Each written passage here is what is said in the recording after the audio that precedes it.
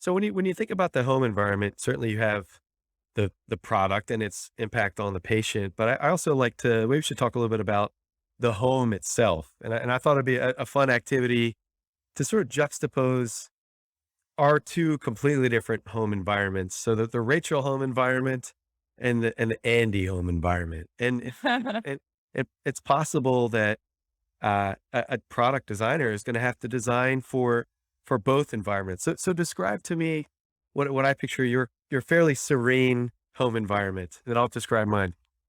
Ah, it's so quiet. I come home, I've got my dog who's, very, very needy, but he's always running around getting under your feet.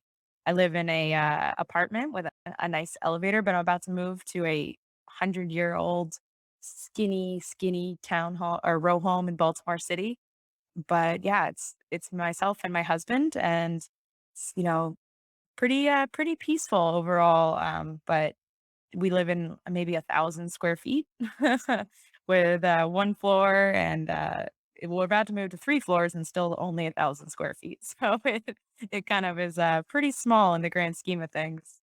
Yeah. So when you think about failure modes in your house, sounds like maybe your dog could knock over a cup, or maybe you could drop something, or I don't know. It seems like a fairly safe environment for a medical device to live in. Would you say? It is, Yeah. with the exception of my dog, I would say and so it can't be too small or look like a bone. Uh, but otherwise, it's pretty safe from my dog. Got it.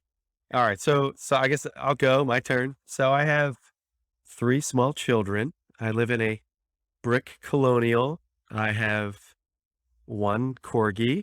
I have one cat. I have two bunnies, and I have yeah. That's pretty much it. The last count. So it's a crazy home environment. I think daily orange juice is spilled on smartphones, on TVs. Last night I got home, my son had taken a marble and thrown it out a window, broke a window pane. So, you know, anything is fair game to be spilled on or thrown across the house, dragged up and down the stairs. Yeah, completely different environment than yours, but yeah, Wow. yeah. I'm happy to be at work. I'll tell you, it's nice and quiet. So, but yeah, but on a more serious note, so I mean, we are certainly able-bodied humans, patients, caregivers, you and I, but I think the reality is that the patients that we're designing these products for, maybe they live alone and they don't have help. So how do you design a product that's easy to use, that's reliable, that's easy to, pick up and store? Or, maybe you're a parent caring for a child. We have a nebulizer at my house, and I guess that's the closest I've come to really serious at home medical device use. That's pretty straightforward, but a parent who's uneducated, really compared to a clinician. I mean, everybody's educated compared to a clinician, but a scared parent trying to teach their child how to use the device or use the product on their child. And then what happens to the two other children when they pick up the device and drop it? These are real design scenarios that our clients and that we face with these types of products. It's a real challenge, and it can be really hard to kinda get your head around all those different facets early on in a project, especially when you know it's going into the home. And I think to kinda add another element there is if you're doing acute or chronic treatment, you have to consider, what what type of treatment, what is the severity of the illness that you're trying to treat at home. So if you're trying to treat a very severe illness at home, there's a different level of faculties and assumptions there that also kind of impact the device, let alone, the person's, financial or other or like home situation. There's the physical reality of the illness and the required treatment, how long it takes.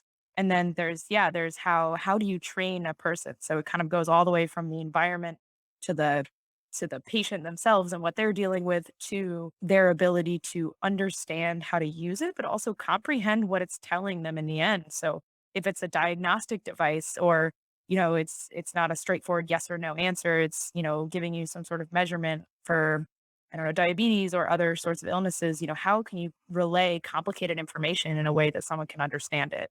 It's a real challenge. And it all comes back to, you know, trying to get an early kind of scope of what your device is going to be and how you can design your device to kind of outfit all those different elements, and that can be getting it to users quickly. There can be voice of customer studies to understand what is the use cases and what are non-starters for people going through certain things.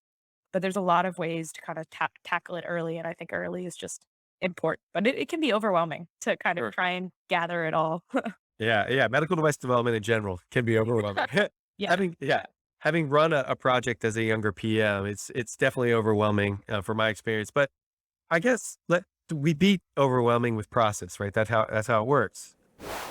When you think about home healthcare, I think one of the most important sort of backbones to your program is going to be understanding what the collateral standard to the electrical safety, the 60601 standard, the -1-11 collateral standard, the home healthcare standard is most important. So I know that you've studied that. I've studied that.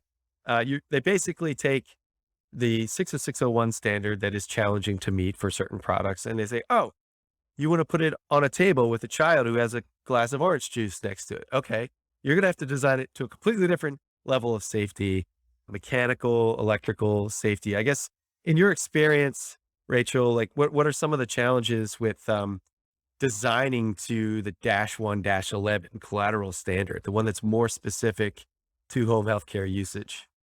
Yeah, it definitely constrains you in, several areas. On the electrical safety side, for example, it's very particular about, you've moved into this uncontrolled environment. You're now in people's apartments or homes that could be 150-year-old, Baltimore City townhomes, or could be, really nice, brand new, rebuilt, remodeled homes with, 21st century best electrical wiring you could ever get.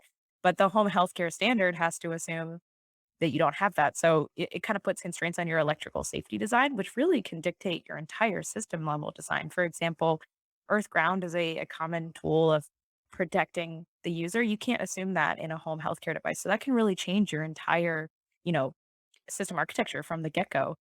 So that's a challenge, and that kind of boxes you in a little bit there. EMC and radiation and things like that are more stringent because again, they can't restrict what you bring into your 10-year-old brings in from a new toy they got at school, and what it's doing and what it's radiating. They can't control that like they can in a clinician's office. So they really have to, your device takes on that responsibility. So there's some specific standards, but also in terms of, physical dropping, whether it's body worn, whether or not your child has a glass of orange juice or really likes to throw, fluid at, as many objects as they can. Those are all considerations now that the standard is trying to grapple with in the kind of the extremeness of the environment.